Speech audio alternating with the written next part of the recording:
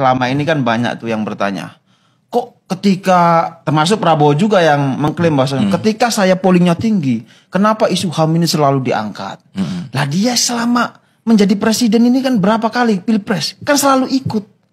Nah justru karena itu isu HAM naik karena apa? Karena dia selalu ikut. Ya yang calonnya dia lagi, apalagi yang diangkat. Makanya. Iya itu saya kemarin waktu ngisi di Surabaya juga ada orang-orang yang teman-teman dari 2 orang yang hilang dari Surabaya dan mereka belum ketahuan sampai sekarang. Itu mereka sempat ngelucu juga kayak gini persis gitu. Kalau ada yang nanya kenapa isu HAM itu selalu dibahas setiap 5 tahunan, ya karena penculiknya juga ikut setiap 5 tahunan. Kalau lu nggak ikut kita nggak bahas. Iya. Kalau dia baik-baik saja tidur di Hambalang ngapain kita bahas? Nikmati dosa itu gitu. Tapi ketika itu kan kita selalu sampaikan ke teman-teman ya bahwa ketika kita memilih presiden itu selalu yang pertama kita cek adalah rekam jejaknya. Ya. Silakan teliti rekam jejak Pak Ganjar, Pak Anies dan Pak Prabowo. Begitu sampai pada rekam jejak Pak Prabowo itu lagi kan, karena belum selesai.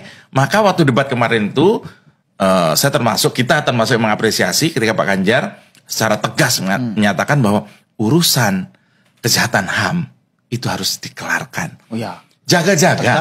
Kalau Pak Prabowo nanti nyapres lagi 2029, biar nggak dikulik-kulik lagi. Iya benar. Kan yang kita kulik-kulik tinggal gitu ya. Nanti 2029 yang kita kulik-kulik udah bukan HAM lagi, tapi MKMK, Mahfud Estate masih ada.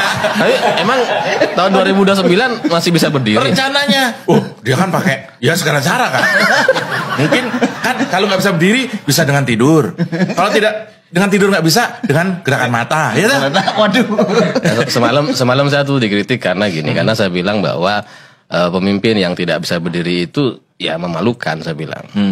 Ada yang komentar bilang bahwa untuk jadi presiden itu nggak perlu berdiri sepanjang hari kok. Enggak memang gitu. Tapi presiden macam apa yang tidak bisa berdiri sepanjang hari? Iya. Untuk kita negara sebesar Indonesia ini kita harus punya pemimpin yang sehat, yang kuat, yang bisa jalan ke berbagai daerah untuk menyerap aspirasi masyarakat. Ini bagus sebenarnya gitu. Dan ini penting gitu. Cuma bagi sebagian orang kayaknya wah nggak penting tuh bisa berdiri agama gitu. Tapi berdiri itu sangat-sangat penting. Mampu berdiri sangat-sangat penting. Karena untuk yang sangat dasar aja dia nggak bisa, apalagi hal yang lain.